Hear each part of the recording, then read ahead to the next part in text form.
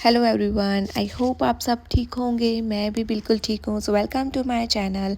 आज हमारे घर इंशाल्लाह ईद मिलाद का प्रोग्राम रखा है, तो हम लोग उसी की तैयारी में लगे हुए थे। तो जैसे मैंने अपने लास्ट वीडियो में बताया था यहाँ पर ईद मिलादुन नबी का प्रोग्राम कैसे होता है, बिल्कुल वैसे ही आज हमारे घर पे था। तो हम लोग बनाने वाले थे दाल गोश्त, मसूर पुलाव गोश्त वाला, ज़र्दा, पापड़ और सलाद। तो यहाँ पर मैंने सुबह में पहले ज़र्दा बनाकर रख दिया था। तो ये खाना कुछ 40 टू 45 लोगों के लिए बनेगा। तो ज़र्दा है, उसके लिए मैंने 4 कप लिए थे। तो ये ज़र्दे के राइस को मैंने पहले से ऑरेंज कलर में इलायची और तेज़पत्ता डालकर मैंने बॉईल कर लिया था। और उसके बाद ये पतीले में मैंने घी लिया और घी डालने के बाद मैंने पहले राइस की लेयर लगाई और उसके बाद मैंने उस पर 1 कप शुगर डाल दी। इसी तरह से मैंने फिर से राइस की लेयर लगाई और फिर से मैंने शुगर डाल दी। तो जैसे हम बिरयानी में दम देते हैं वैसे ही राइस और शुगर का इसमें भी दम देते हैं। तो इसी वजह से दोनों एक साथ जो शुगर का पानी रिलीज़ होता है उसमें ज़र्दे के राइस जो है वो सेट हो जाते हैं और अच्छा टेस्ट आ जाता है सब राइस में। तो यहाँ पर मेरी मिस्टेक ये हो गई थी कि ये जो राइस है वो पतले वाले मैंने राइस ले लिए थे। ज़र्दे में जनरली जाड़े वाले राइस ज़्यादा अच्छे लगते हैं, लेकिन मेरे पास वो थे तो मैंने वो ले लिए। यहाँ पर ये मैंने दम करने रख दिया था और उसके बाद मैंने साइड पर एक पैन ले लिया और पैन के अंदर मैंने घी डाला और घी के अंदर सारे ड्राई फ्रूट्स मैंने रोस्ट कर लिए।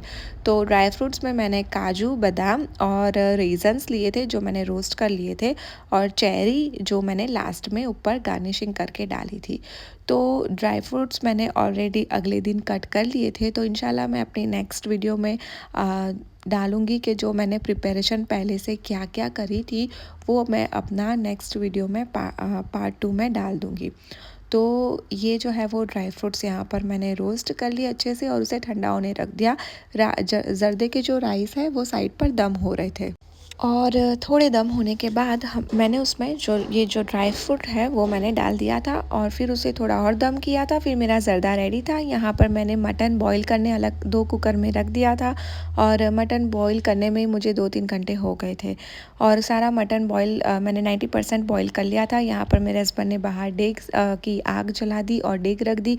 मेरे मामी भी आ चुके थे और हमने जो भी ज़रूरत का सामान है वो सब टेबल पर हमने रख दिया था और डेग में ऑयल डाला और ऑयल डालने के बाद उसमें बिरस्ता डाला और जो भी खड़े मसाले हैं, ज़ीरा, तेजपत्ता, इलायची, लविंग, ब्लैक पेपर, वो सारे डाले और मसाला हमने एक बाउल में रेडी करके रखा था, पाउडर मसाले यानी घर के मसाले, दाल का मसाला और अचार का मसाला, और वो सब डालने के बाद उसे अच्छे से भून लिया और डेग को ढक दिया था।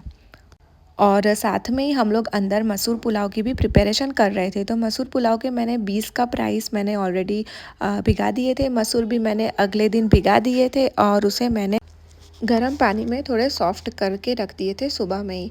और ये मसाला जो है वो पानी ऑयल और मसाला सेपरेट होने के बाद उसमें बॉयल मटन डाल दिया था। यहाँ पर हमने हड्डियों वाला मटन ज़्यादा लिया था दाल में डालने के लिए और मटन दाल में डालने के बाद उसे अच्छे से भून लिया था। दूसरी तरफ हम लोग अंदर बड़े पतीले में मसूर पुलाव की तैयारी कर रहे थे, जिसमें ऑयल और घी में सारे खड़े मसाले डाले और बिरस्ता डाला, ग्रीन चिली डाली और गोश्त डाल दिया था। जो गोश्त मैंने बॉईल किया था उसी की अखनी के साथ यानी उसी के सूप के साथ पूरा गोश्त हमने डाल दिया था और राइस जो भिगाए थे वो डाले थे। तो यहाँ पर दाल में गोश्त अच्छे से भुनने के बाद उसमें चॉप टमेटोज़ भी डाल दिए थे और उसे फिर से अच्छे से भुनाई कर ली। और जो दाल हमने बॉईल करी थी, चने की दाल और तुअर की दाल, उसमें नमक और हल्दी पाउडर डाल के बॉईल कर ली थी, तो वो भी हमने उसमें डाल दी थी और उसे भी उबाल आने तक अच्छे से वेट किया। और अच्छे से उबाल आने के बाद उसमें बड़े वाले टमेटोज़ डाले कट करके और उसमें पुदीना कट करके हमने डाल दिया था। अच्छे से हिलाया और बॉईल करने होने के बाद पुदीना डाल दिया और उसे फिर से हमने बॉईल आने के लिए छोड़ दिया था। और अंदर मसूर पुलाव भी जो उसकी अखनी है, मतलब जो गोश्त बॉईल किया हुआ था वो अंदर हमने भिगाए हुए राइस ऐड कर दिए थे।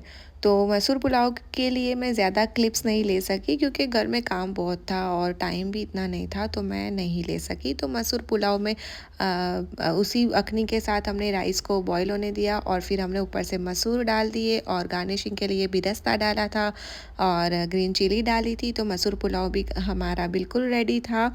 और उसके बाद जो है खजूर, जो लास्ट वीडियो में मैंने ऑलरेडी बताई थी, वैसे ही खजूर हमने करी थी। यहाँ पर सलाद रेडी था और हमारा सब खाना अल्हम्दुलिल्लाह, दाल, पुलाव, ज़र्दा, पापड़, सलाद सब कुछ रेडी था।